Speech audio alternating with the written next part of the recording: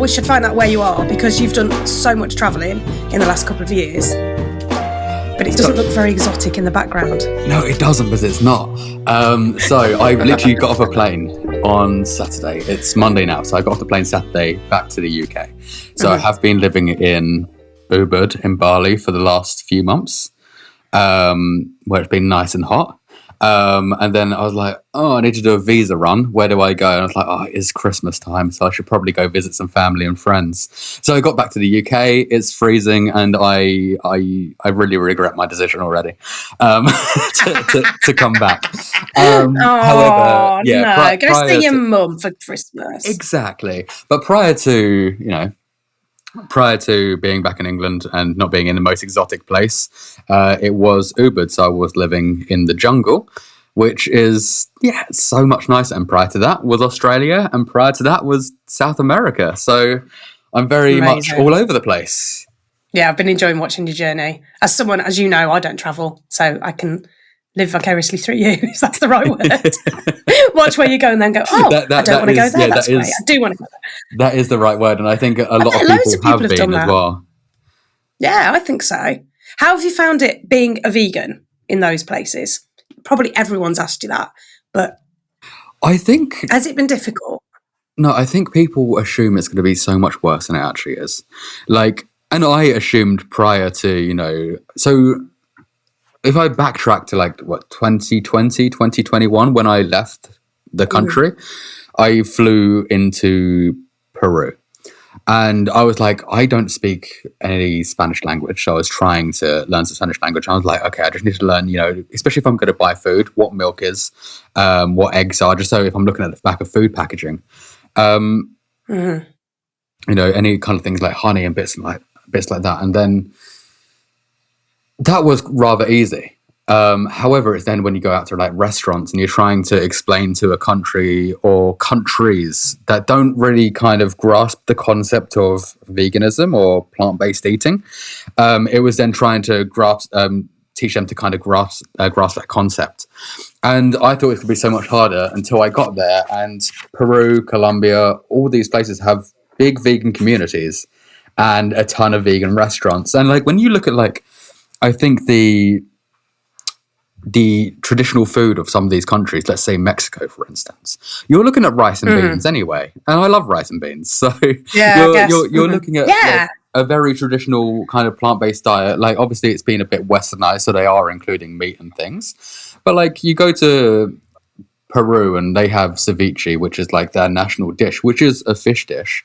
However, they've just replaced the fish with mushroom and sprinkled some algae based foods on it.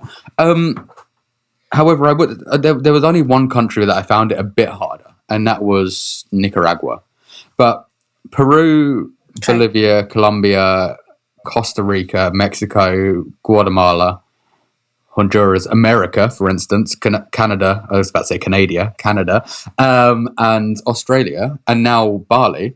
So easy to eat, and I think people get too in their heads about it. I think people get very in their heads that it's going to be a lot harder. Yeah. But when you look at the traditional dishes, a lot of them are predominantly plant based. So it hasn't been that. Yeah.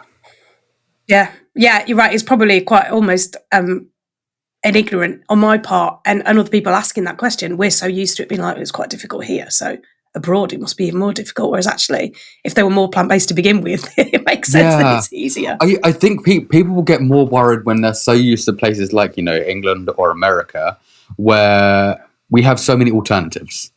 We have you can go out and buy a Christmas turkey joint that's made of soy or whatever. When you're looking at those kind of foods, you're not going to get those in Colombia, but if you're looking at rice, beans, things like tofu and tempeh, they are available there. If you look at all those kind of things, those things are they're all already there. It's just when you're looking at maybe a Beyond Burger, And if you're not overly worried about that, then I think you'll be absolutely fine. But I think I think people, especially from westernized countries, they're so used to having so many alternatives that they forget that vegetables exist. And vegetables and fruit are like a worldwide staple. And worldwide, very cheap. So I think people to get into their heads that it's very much like, I'm not going to be able to do this, but fruit and vegetable pasta, widely available. Yeah, true. Did you make many other, I guess, are people out there, are they vegan?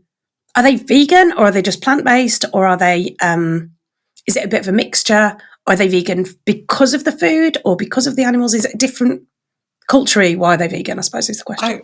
I think it depends. Like, because you can go to these restaurants and find, like, you know, like a vegan restaurant, but the people in there might be, you know, flexitarian or pescatarian or just like plant forward. So I don't think like you can really judge that.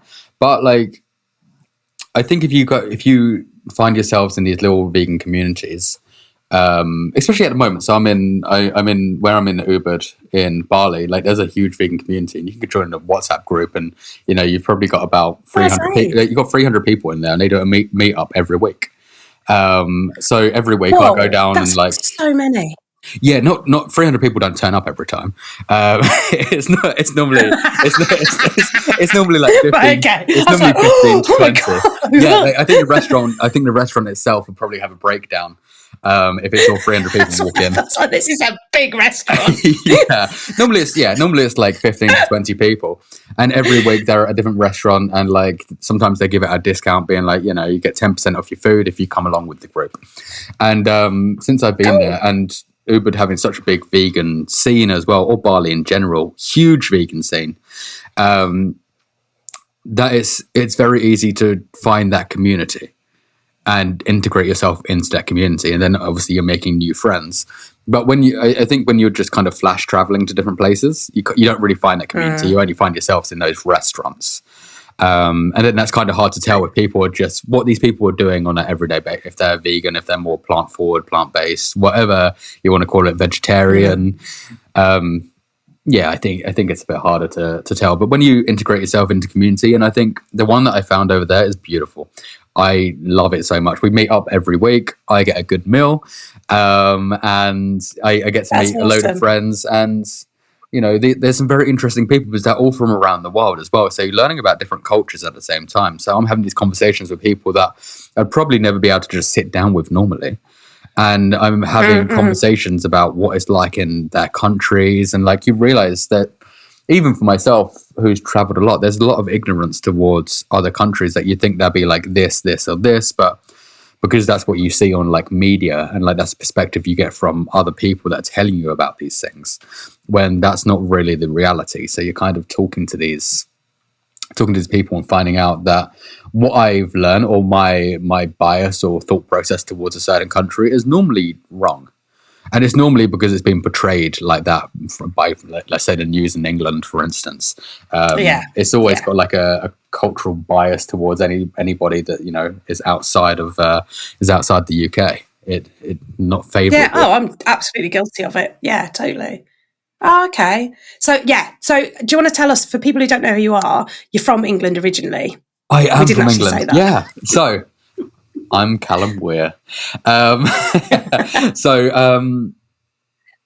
It's really weird because when I did a podcast, I asked this question, but I don't ever think of it back to myself. To yourself. Back to myself. So this is kind of taken. Yeah. So I am I'm Callum Weir. I am a vegan nutritionist. I am a podcast host of the Plant Fueled podcast. Brilliant podcast. Thank you. And also a columnist as well on all things vegan nutrition for a few magazines. What else do I do? I think there's other things, but I can't think of them off the top of my head right now because I am slightly jet lagged. You mean you're not prepared? I'm so not prepared. That's the thing. I don't even prepare for my own podcasts. Like I don't. Like I think if I over prepare, like if I over prepare it, it's just not a It's natural just flow. a conversation. Yeah, No, I just want a exactly. natural It's just one of those. conversation instead of like that, Q&A kind of thing. I hate it. So Yeah, well, actually, I haven't really got a load of questions. It's fine. But yeah, so that's what. Vegan nutritionist, very much help people to kind of go towards a very plant-based diet, through their own bio-individuality, because we all know everybody's different. And I think everybody has that everybody assumes it's just a cookie cutter approach and like, hey, if I eat healthy, I'm just going to be healthy. But that's not the general consensus. It's not the truth. Everybody has their own individual needs, hates, likes, dislikes, some things that bodies don't deal with. Have you seen a difference in the reasoning why people are coming to you for help? Is there a reason why they're either going to veganism or they're already vegan and they want to be healthier? But has that changed over the years? I think there's been a giant mixture over the years. I think when I first started, it was just vegans trying to become healthier themselves. Because you can either have a very healthy vegan lifestyle or a very unhealthy vegan lifestyle. And I think when I first started, that was my approach, was showing more of a whole foods approach with, like a 90% split. So like, or 80-90%, where 89% is like whole foods, then 20% eat a pizza, have a donut, do whatever you need. Don't starve yourself on things that you enjoy. However, I think since the pandemic happened, and I think there was a shift, like a paradigm shift in the mind of like, we need to be healthier, we need to be looking after our bodies, and the prevalence of the microbiome appearing as like a mainstream topic. I think people have become more aware that they need to become healthier, and even if they're not going to go completely plant-based, even if they're not vegan, they're always looking at implementing maybe more fruits, vegetables into the diet, or having a more plant predominant diet than anything else. So when if I look at the clients from when it started to now, I would say that it was very much vegans at first. Now it's people sometimes with like pre-diabetes and like onset kind of like coming into heart disease, and like they're looking to reverse this because their doctors are like, hey, you need to stop. Or people that have seen documentaries such as like The Game Changers, and they're like, oh, I know I can build muscle now on a plant-based diet. Let's see if we can do this. So I think people come from all sorts of different angles. I don't think there's, but I would say in the last year is very much people. A lot of the clients I have aren't even vegans. They're just. Oh, really? Yeah. At first it was vegans. Now it's not. And I get people referred to me from the podcast, and I think that's me talking to different experts in the field as well, and being like, hey, look, like we have knowledge, we have science, and we can do these things that may have been thought that we couldn't a few years back, like getting iron or protein or whatever the general consensus is that we can't do as a vegan. There's so much misinformation, isn't there? I mean, yeah, it's just terrifying misinformation out there. Yeah, and there's just a giant shift in people's thoughts these days, and it's still a very polarizing topic. But yeah, I think in the last 2 years, it's been non-vegans looking to become more plant orientated, and if they make that shift of even if they're going to do like 4 or 5 days completely meat free, that's better than eating meat every single day. And like I like to go from like a non-judgmental point of view as well. Like, yes, I love everybody to go vegan, that's what I want. However, I know that's probably not going to happen in the next year or so. So, but I don't want to judge people to the point that I'll be like, hey, you need to do this, you need to do it straight away, instead of taking their time, because that kind of pushes people away. And I think especially when it comes to nutrition, if they don't have the knowledge implemented step by step, this is when you see the rise of ex-vegans as well, where they're like, oh, it didn't work out for me because my nutrition wasn't great, I was fatigued and tired all the time. I'm like, there was probably something to do with your diet. It was probably something that you weren't doing. So if they go straight ahead and go into like a plant predominant diet, or like completely go the vegan way, like an overnight, without that knowledge, and then or they stay on that kind of like the ultra processed foods, or don't eat whole foods, or they supplement, or they don't know to get certain foods or vitamins and minerals from. That we see people being like, oh, I'm so tired, my hair was falling out, all this. I'm like, yeah, probably if you're eating crap. Yeah, if you're going to eat a junk food meat diet, you're going to feel exactly the same. I think it's getting rid of that processed stuff, isn't it? Yeah, it's just like I think you see these people that like, oh, like especially when you come from like if you look at a very whole foods plant-based diet, or someone that goes completely carnivore, for instance. Some of these people feel amazing. They're like, oh, this is great. I feel incredible. Yeah, because you've cut out all the shit you were eating. You've done extreme elimination diets on either side of it. Like you've cut out like the majority of foods, but that's not to say it might just be one food in particular that was causing havoc, but you've just wiped out everything. And these extreme elimination diets, people are like, oh, I feel incredible. I feel amazing. But I don't want people to go on extreme elimination diets.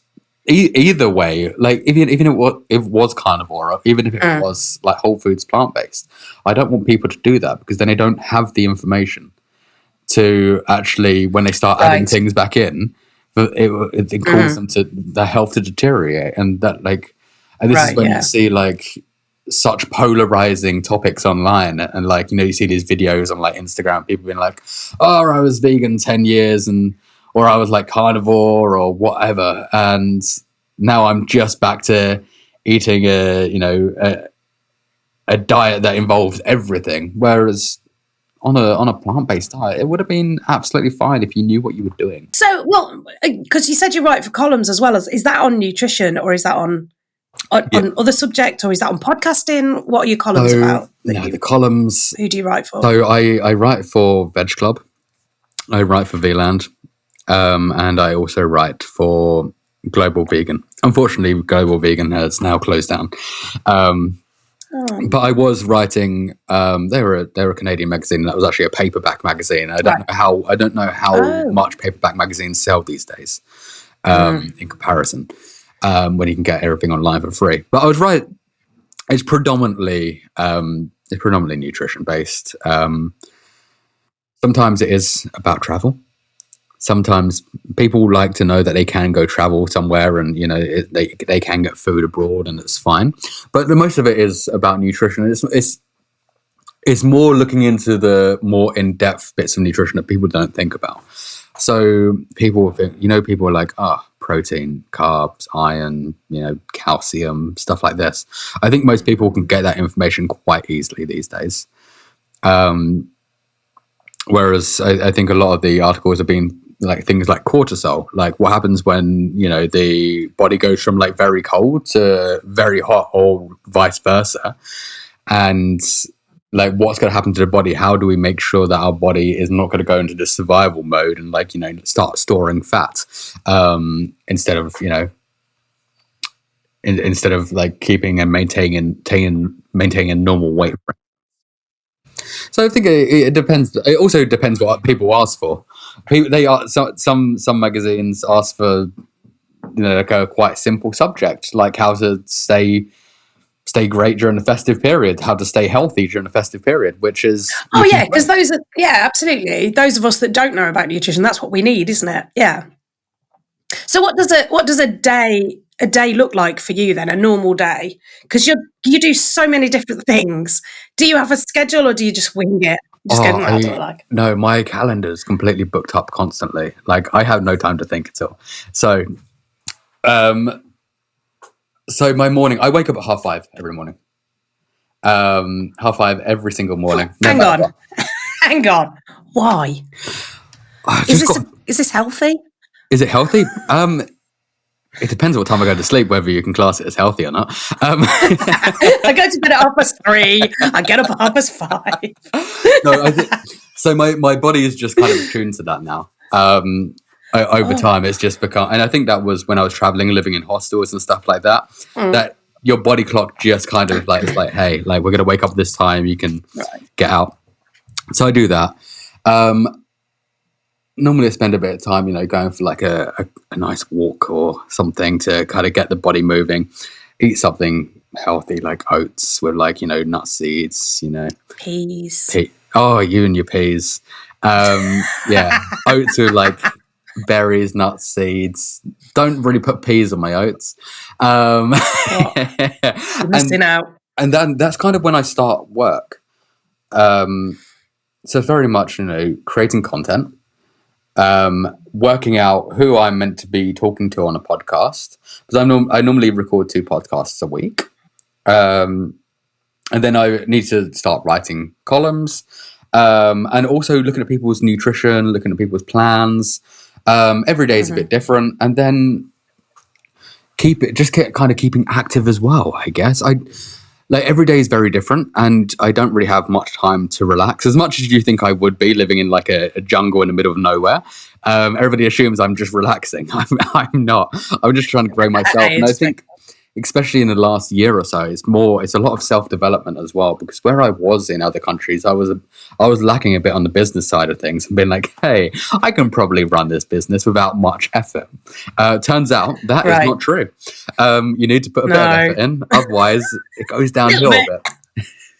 Yeah, and I guess that's the joy of what you're doing has allowed you to work and travel, and it's paid for the traveling, and the whole point of it is you can work remotely. But you're right, not having that base and moving around a lot and having to do different things, because you had to do, didn't you have to work on a banana farm at one point? Yeah, I did. Yeah, visa or something horrendous. So when I first got to Australia, I wanted to stay for a second year, and at that point they were like, hey, like, you need to go work on do some regional farm work or work in hospitality in like the outback or something like that to stay for a second year. So I got stuck on a banana farm for 3 months. To be fair, I got Stockholm syndrome while I was there and carried on staying there, because in the end I was like, this is amazing. I love it. I was living this little farmer life. And yeah, I was literally, picking up bananas, putting them on chains and just watching them go round. But then you see how things like bananas are created, or not created, how they're grown, and it really puts you off bananas. And I kind of, well, you were put off bananas anyway. You hate bananas. I hate bananas. You know this. Yeah. But, full disclosure, me and Callum have known each other for quite a long time, quite a few years. And Callum knows I love peas, and I have an absolute hatred for banana. Just hate it. So when you said to me I'm working in a banana factory, I think I literally did a bit of a sick. Oh no. It was horrendous. I can't think of anything worse. Oh yeah, the banana. Are you back on bananas now? Yeah, I finally started eating them again. It took me a year or so. Sometimes I have a bit of PTSD. When I peel back the layers, I have a bit of PTSD. Because I think everybody thinks that, and I don't want to put anybody off bananas, and obviously it's going to be different wherever they're grown. But where I was working, you pull down, these bananas come round, they're in a blue bag where where it kind of heats up the bag to make them grow a bit more. And then when you pull it down, they've got all this dust and stuff, which is like a pesticide on it. I'm like, why are you putting pesticides on bananas? They have their own jacket. Like what's going on? Yeah. But you pull down these things, and there's so many things living in these bunches. Like snakes will come out, possums will come out, bats, frogs. There was a multitude of different things that came out.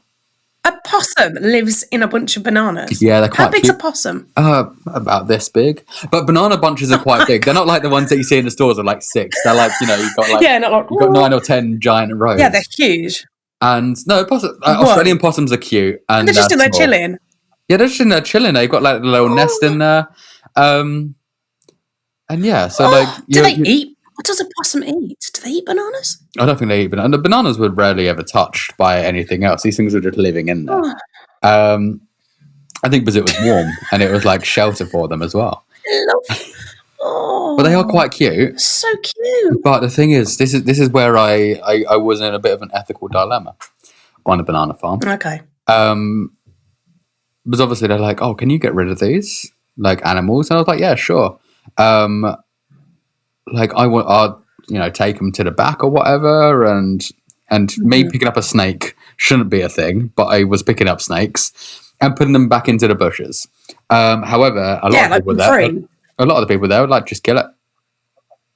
And sometimes they'd just get a spade to the neck of something, whether that be a bat or like a snake or something like that, and I was like, they were like, just get the spade and kill it. I'm like, I'm not killing it. And No. and it sounds mental what I'm about to say, but I was even saving cockroaches there, and nobody likes a cockroach. Yeah, no, rightly so. And I was like, I mean, they're just living their lives. yeah, they're everywhere on there. And I was like, it's not really harming anything. And like, I'm not too sure if a cockroach has a brain or not. Like, but I'm assuming they're a sentient thing, so I'm not going to kill it. Yeah. So I was saving these cockroaches, and people thought I was mental, and I was like, whatever the animal is, like, it's definitely a sentient being because it has a brain. It's alive. It may not have much of a brain, but neither do a lot of people I know. Cockroaches are really intelligent. Yeah. Yeah. So I was just kind of like, you know what? I'm just gonna save as many things as I can, and people were like, you're not like you're insane. Also, you're slacking off work because you're out there like throwing animals in bushes. And I was like, but like the snake or the possum or like anything else like deserves to be alive. Not a funny subject, but the thought of you being slagged off for not for being a vegan, but for being a slacker. Yeah. They're like, can you just stop putting all these snakes and possums in bushes? I was like, no. I was like, because if I don't, it's going to go through that chlorine wash in a second, probably drown in there. Or if it comes out the other side, it's going to get a knife to the throat. And that'll be snakes and all sorts. And yeah, I put myself in some situations where, like, I probably was holding a very deadly or venomous snake, not knowing. Luckily, never got taken out by one. But they all kind of look the same as well. I don't know which one's poisonous and which one's not. I'm just hoping it doesn't happen. I mean, I can't imagine the animals in Australia. Just everything is trying to kill you, isn't it? The spiders are the worst. Is that true? Yeah, like, I think people have this misconception that like animals are everywhere in Australia. Like, if you live in Sydney or Melbourne or cities, you're not going to see anything. And that being said, if you go out to like North Queensland to the farm areas, you've got to see all sorts. They saw like crocodiles in the sea, but you get like the saltwater crocodiles. Yeah, they're mental. There's things like, there's a thing called like a cassowary, which is basically a dinosaur bird still, and it's like big and blue, looks like an ostrich with like a horn on its head. One of those stole my sandwich once, and I couldn't do anything about it. You saw the spiders, you saw the snakes, bats. Anything that anybody tells you about, Australia and animals, you normally see in like North Queensland. I never saw a shark. Right. Never saw a shark. Yeah.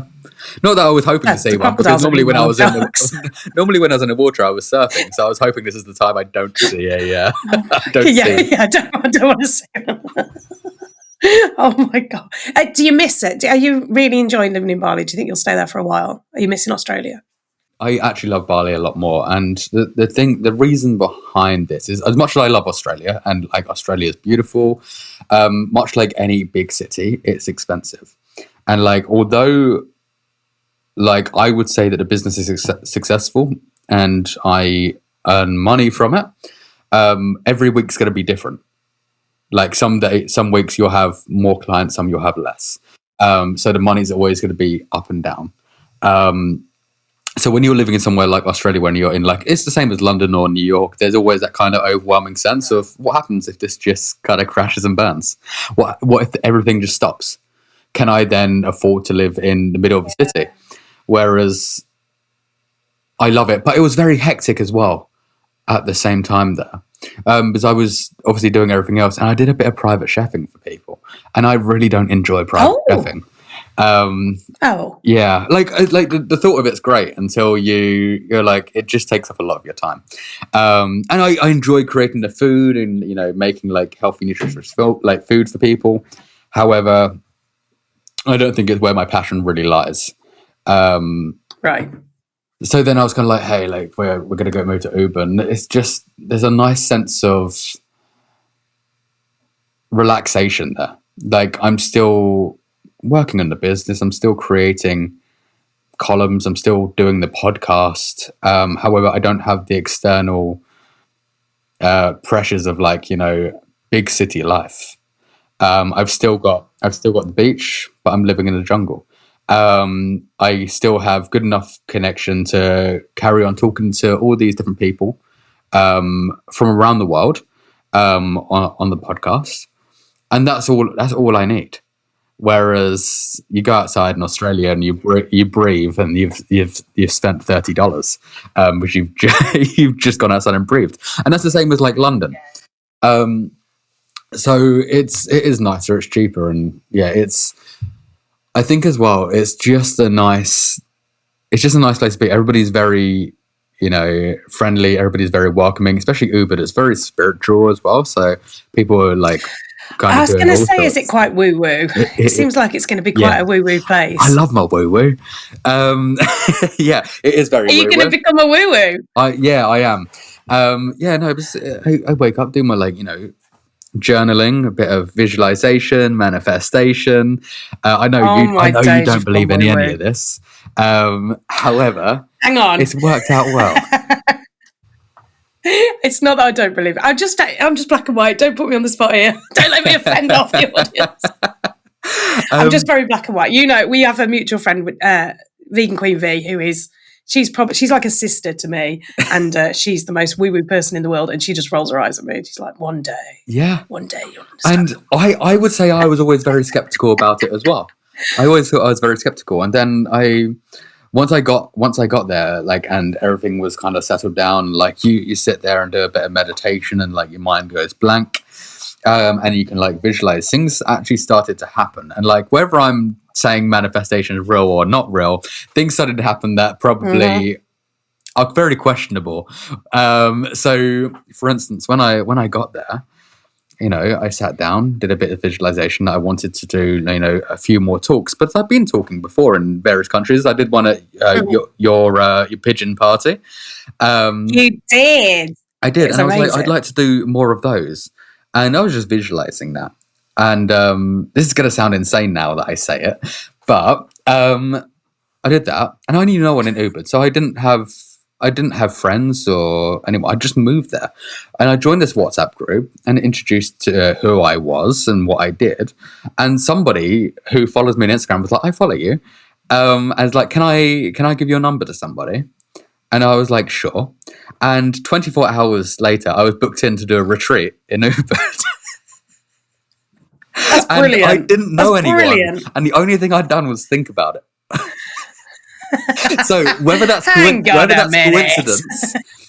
coincidence, or I'm a master visualizer, like a master visualizer or master creator of my own mind, I have no idea. But when it's good,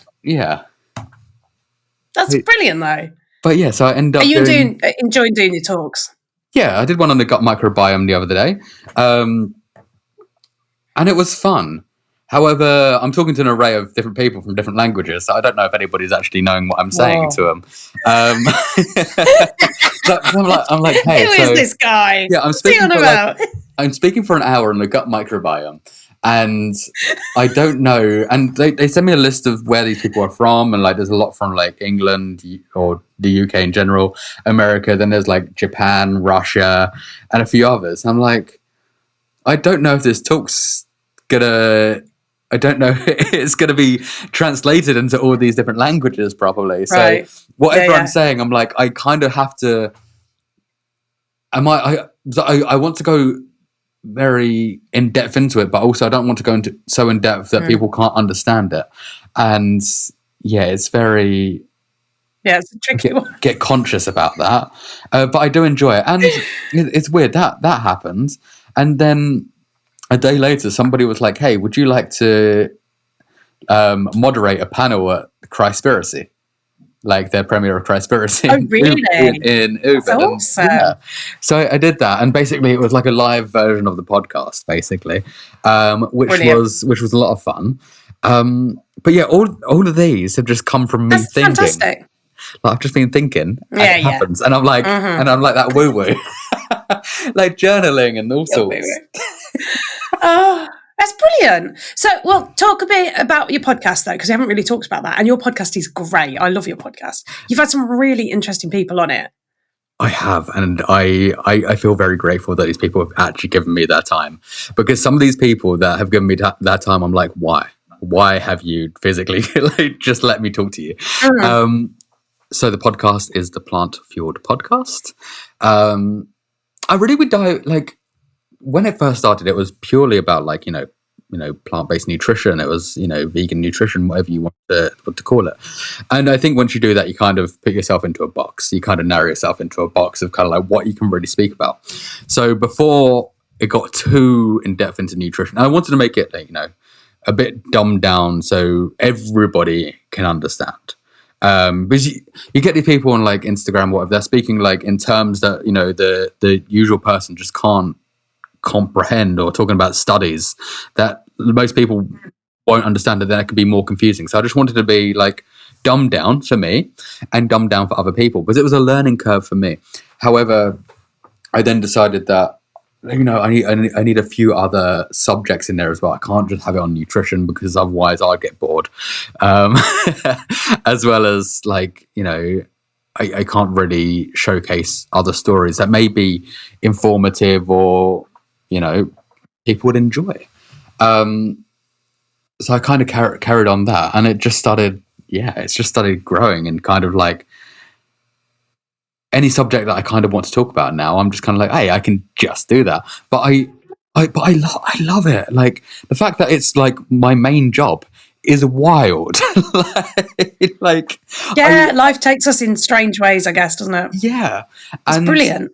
So apart from me, because I've been on your podcast, you've been who's on your twice, favourite guest? For some reason, you've become a fan favourite. Out of everybody on that podcast, you have become the fan favourite. And I don't know if that's because you're really very loud-mouthed and pigeon-orientated, and people may have a thing for pigeons. I have no idea. However...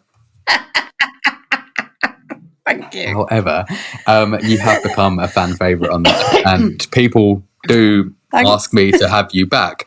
So we will have to do a third episode. Okay. However, I never let you finish your question, but I assumed you were going to say who else have you had on it. No, I was just going to say, apart from me, because obviously I'm your favourite. Who else? Who else have you? Who's been your favourite guest? Yeah, I was about to say I don't have favourites. Wink, wink. Much like people don't have favourite children, but we all do. They totally do. They totally do. So, you know what? I know she's been on this podcast as well. Jamie Logan was one of my favourites. Oh, she's great. Yeah. Renee King-Sonnen was one of my favourites. Mm-hmm. From Rowdy Girl. Rowdy Girl, yeah. I think also Vanessa Sternum. She's on the BBC a lot and talking about like nutrition. Robert Cheek would be one of my favourites. Yeah. He comes on and he's such a beautiful soul, but you can't stop him talking. And he knows that. So it's not me saying anything. He is a very enthusiastic man. He is, and I love him to pieces. And I think like some of the upcoming episodes that are coming out in 2025 are some of my favourites. But I don't know if I want to ruin them too much for myself either by saying who they are. But I'll name two people. So one is Dr. Aaron Spitz, and it's all about the penis. Like penis health.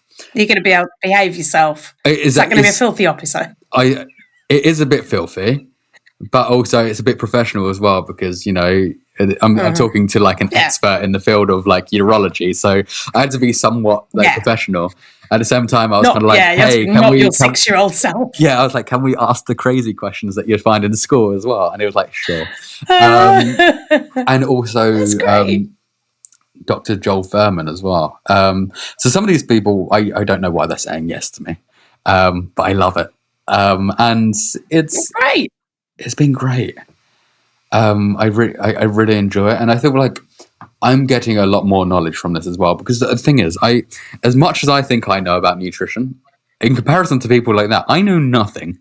I know very little in comparison to someone that's spent 50 years of their life doing it constantly, training and they're specialists. They're specialists. So there's always time to learn and grow, and I'm grateful that I'm able to kind of develop my skills as well. As long as I know I can't go along and speak about these things because there's a lot of nuances to them. However, it's very much, I've got the information there that I can take on and at least help people with in life. Yeah, and I think that, but what's what I love about your podcast is you've had so many different people on it, so varied, but you do come away feeling like you've learned something, even if it's just learning somebody else's opinion on something. That's the joy of podcasts, isn't it? I think they're fantastic for that. You had a really good guest on a while back, talking about, he was a vegan, he was talking about allergies. Oh, Ollie. I love Ollie. Yeah, Ollie. I thought that was such an illuminating episode. It was so interesting. Ollie's probably, okay, that's one of my favorite episodes, I think. I love Ollie to pieces. He's a real good friend of mine. And it was all about really allergy awareness. And for someone that doesn't have allergies, I think we can be very ignorant towards allergies because, I have lactose intolerance. However, in comparison to the grand scheme of things of like the 14 major allergens, I don't really think about anything too much. And he unfortunately does have quite a few allergies, one being nuts and sesame, which is prevalent in most things. And like, you just think sometimes, hey, you just need to avoid these things. Maybe, maybe you just avoid things with like nuts on the pack, but it doesn't work like that. Because then you have to look at the whole supply chain. Like where it's been, how it's been created, has it been in the same factory as someone else, like another thing that's had like nuts or sesame, because although they've been in the same factory, there could be cross-contamination. And although it doesn't have it in it, if he bites into it, there could be devastating effects to somebody and they can die. And you've seen quite a few news articles about that in the last few years about, there was that girl that died in Pret, or brought a Pret sandwich and died. Yeah. Because they don't really have to. I think if it's made in house, they don't have to. They don't have to name every. Oh, they don't put it as an ingredient, kind of thing. Yeah. That's what I took from that conversation. Then people with allergies and are then in a really tricky position that, hey, like I can't go out to eat in a restaurant. I can't go out and eat things that I may want to enjoy because they may have a supply chain issue, although it says that it's completely free of these. And I feel like it's very restricting. And like that's the episode I learned so much from, because I was so ignorant towards people with allergies. And like sometimes you think, hey, like, you got a nut allergy. How bad can it be? Like, you can be near me while I'm eating or breathing the same air. But, like, even breathing the same air and in a close proximity could kill somebody. And it's wild to me that some of these people are still alive and how they are still alive when, been living their day-to-day life. But I was blown away. Like, and I've become so much more cautious. And I worked at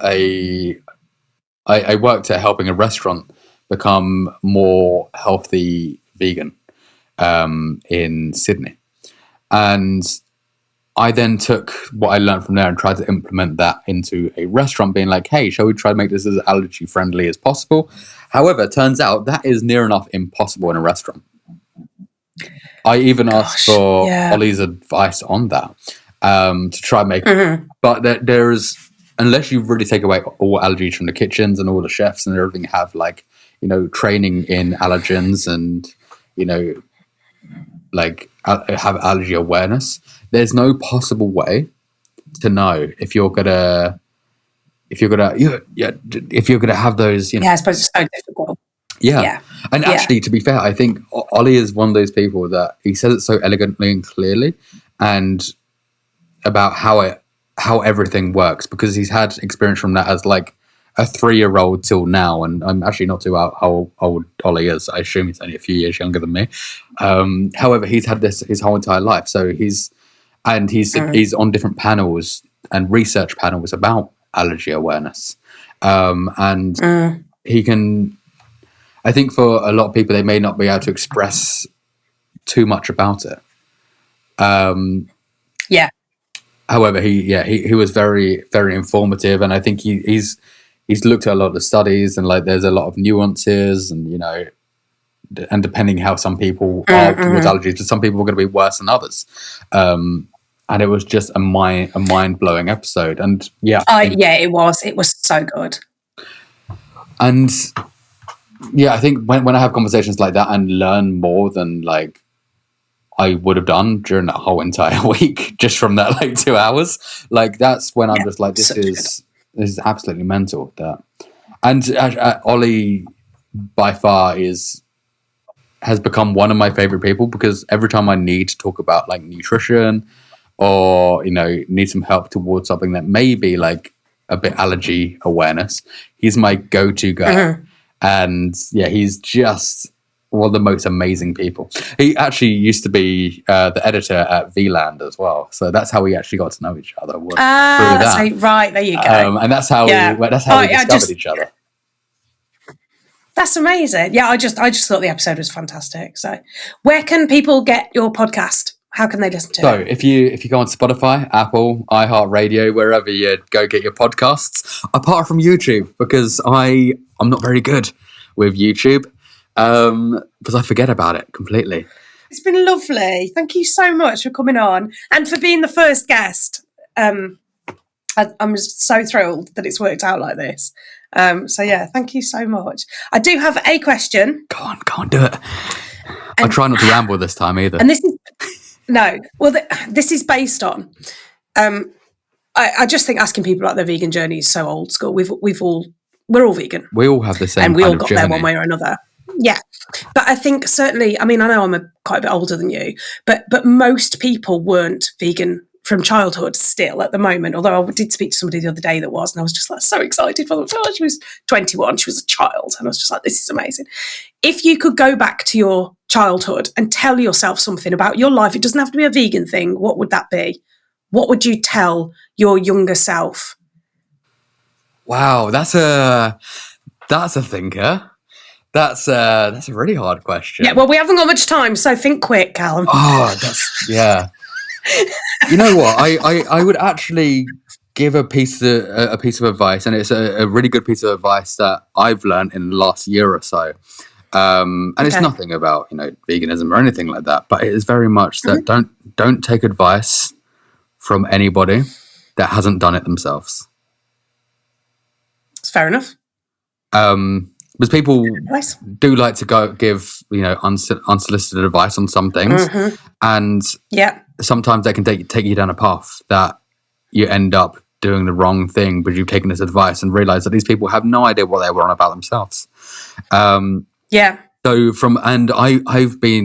that. I've taken advice from people in the past, and I've been on the wrong journey, and I could have been doing better than I am now if I hadn't taken that advice.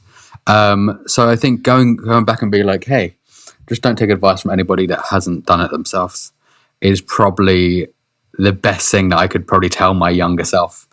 And yeah, don't worry. I think that's a brilliant answer. Yeah. I think that comes with age as well, doesn't it? You can't, you know, I don't know about you, because like I said, I know I'm a bit older than you, but I kind of go, oh, I wish I knew this 10 years ago, or I wish I feel more me now than I ever have. But then I think, well, maybe when I'm 60, I still feel more me than I ever have.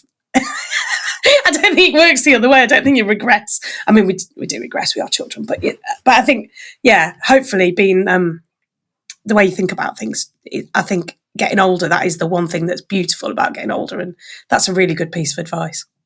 Callum, thank you so much. You're an absolute legend. You know I love you, and I'm so grateful for you coming on and taking time to go and have some sleep, because you've clearly gone mad. Yeah, no, I have. Thank you so much. Mwah.